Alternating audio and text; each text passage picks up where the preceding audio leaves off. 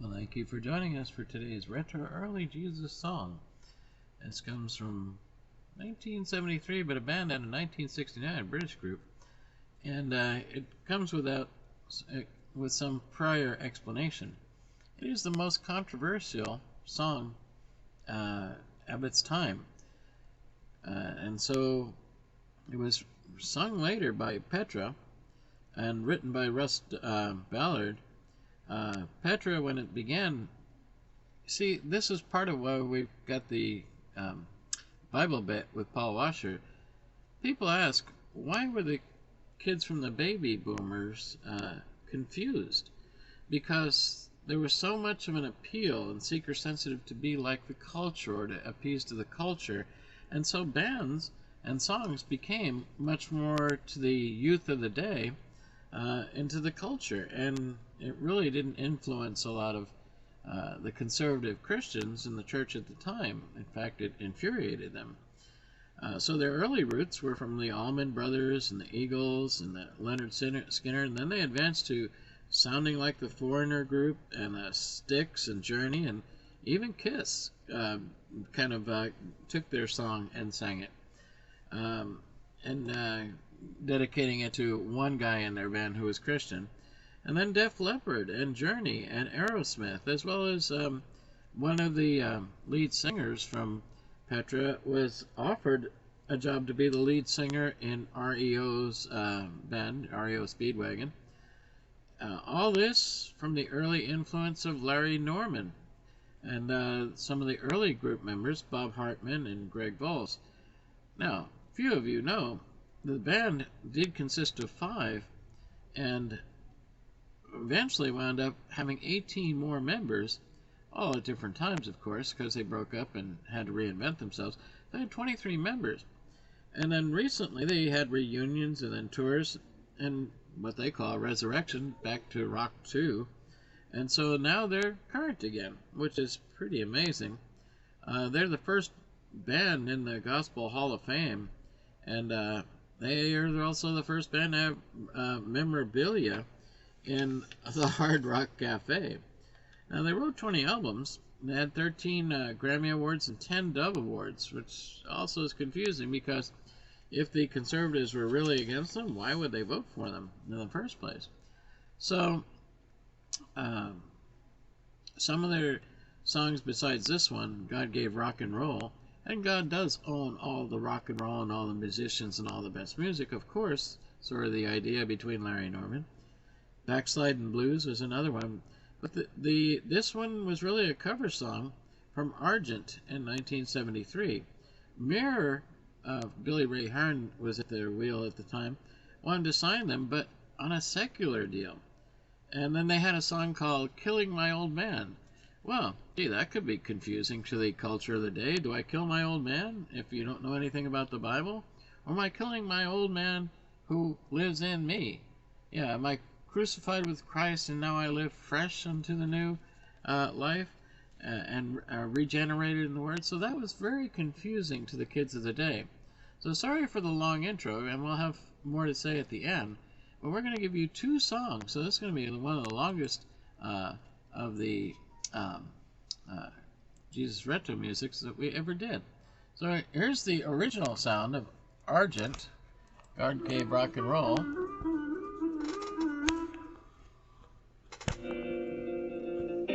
It's a British band.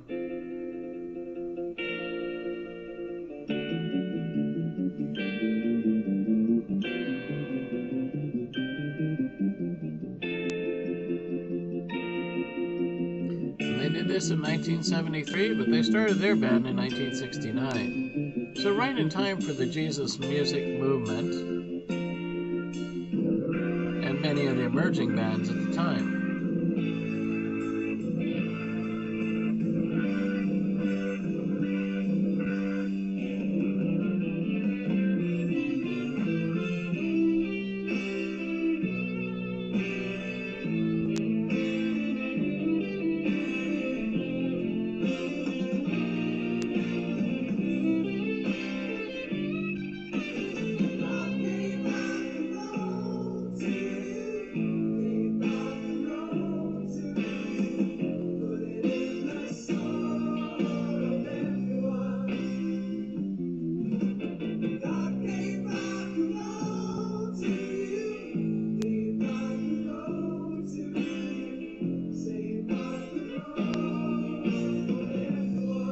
putting it in the kids' heads, the mantra, hey, it's okay.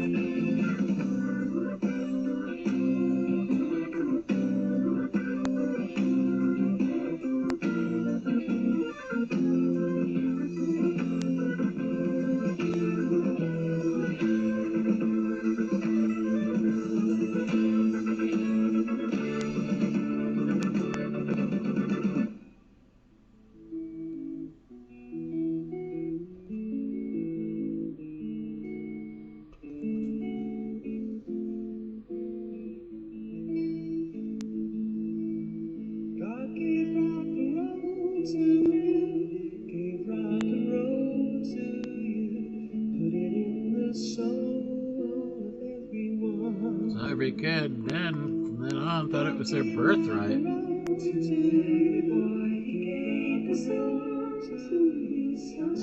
Rock and roll for everyone.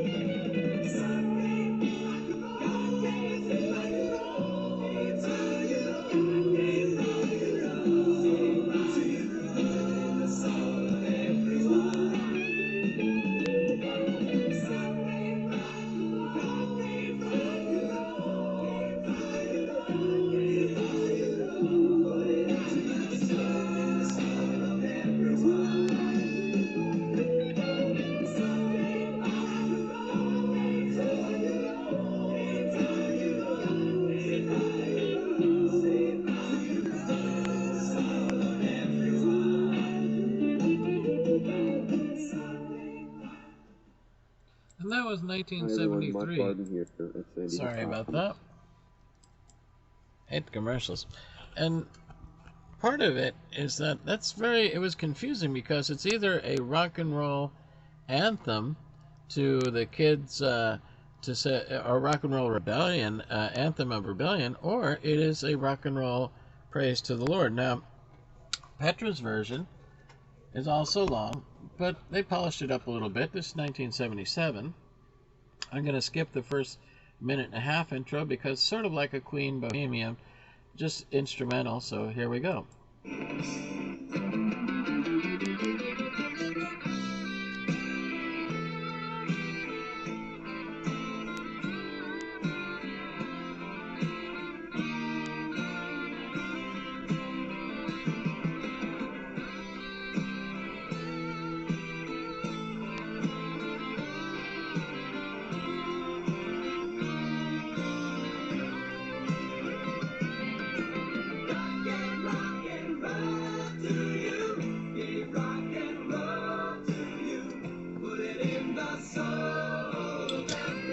But it didn't give you license to sin, that's for sure.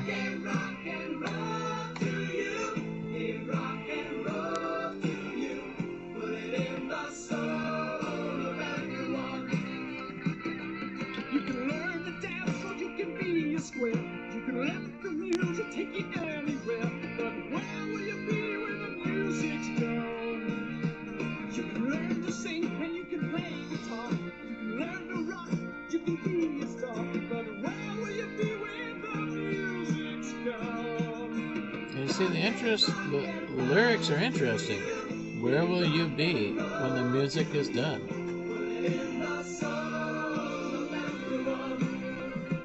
You can make a choice, they're saying. So I can see why it would appeal to kids to come to Christianity, but it's really using cultural music of the time to win them over. It's not using the gospel too much.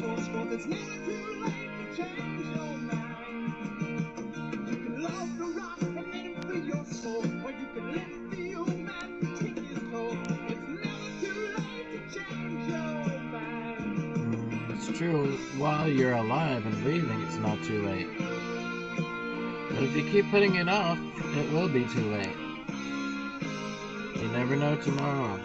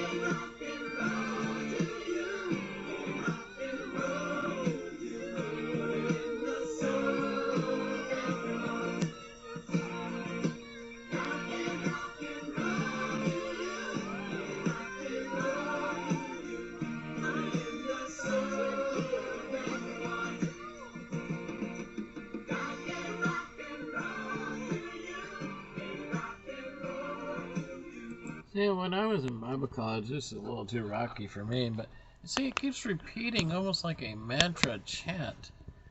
Which kind of like the kids are probably going to the room with their parents and saying, "Hey, look, these guys are doing it. It's a good song."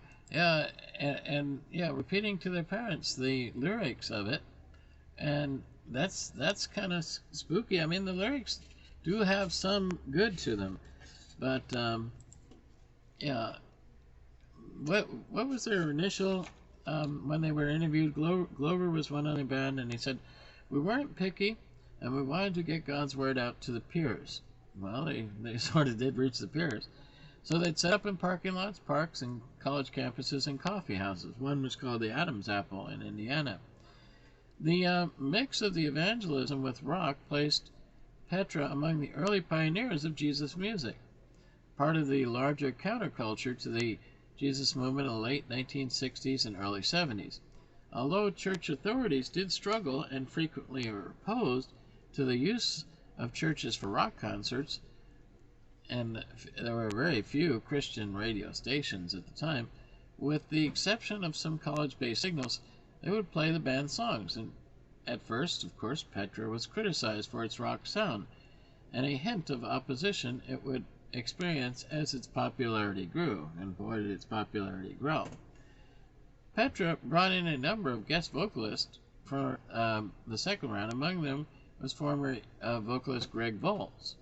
Now, of course, his abbreviation was from the band E, which was Emmanuel. So they had Christian roots to them. At least that was the intention. Volz took the lead vocals on 2 songs and backed up several others. Among the song was the cover for Argent's album God Gave Rock and Roll to You, which Mir had hoped to release as a radio single to the secular market. Interesting that a Christian record label would want to do that. But they wanted to reach more kids, so understandable. The song was immediately controversial and revolutionary. It was the boldest statement anyone in Christian music ever made until that time. And the ambassador, artist agency President Wes Yonder, said it was a radical notion, especially in the minds of the leaders of conservative churches. Of course, other guest singers featured in the album were Steve Camp, who is a pastor minister today, still singing. He's out in Florida. And Karen Morrison and Austin Roberts. Now, this record process also was marked by disputes. The label refused Hartman's request to name the album God Gave Rock and Roll to You, while a bluesy crowd favorite track written by Hartman about rejecting the pre-Christian self, Killing My Old Man, was deemed too controversial and cut from the album. The song would later appear in their Never Say Die album. But you can see, like I said, it brought kids to confusion. Do I kill my old man, or do I kill my old self? Or do I kill myself? And that's what I'm saying. Kids were so messed up, and it was a messed up time.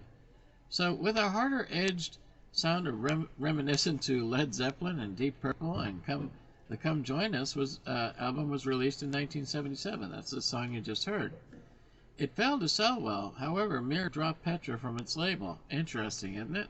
Since they were begging the other group, Argent, the British group, to become part of their label. And Petra then found itself at an interesting crossroad. Its Christian lyrics limited the number of non-Christians attending their concerts. However, its hard edge was likewise limiting its Christian audience. So that's it. Kids either had a license in their hand to say, "Hey folks," or "Hey parents, God gave rock and roll to us. Why does the devil have all the good music?" You can see the Larry Norman influence. And good intentions sometimes are well used, and sometimes they're just traps of the devil.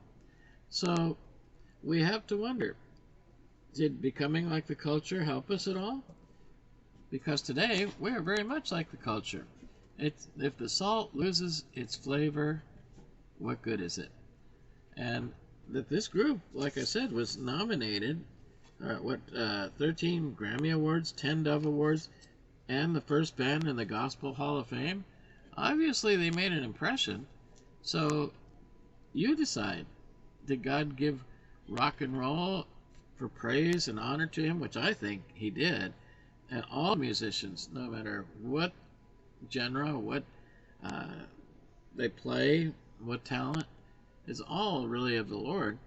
But on the other hand, is it a rebellious anthem in your face, don't tell me what to do, I'll listen to the music I like or prefer?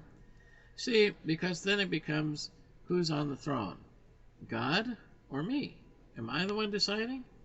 Because if it's me, then that's become an idol. So, your thoughts, your comments below, and thanks for staying with us for the longest, most controversial Christian song that we know. And we've shared, and we went back with you 45 years to 1977, to Petra, and even further, to 1973 Argent, and gave you both of them. God bless. Have a good day. Hit subscribe.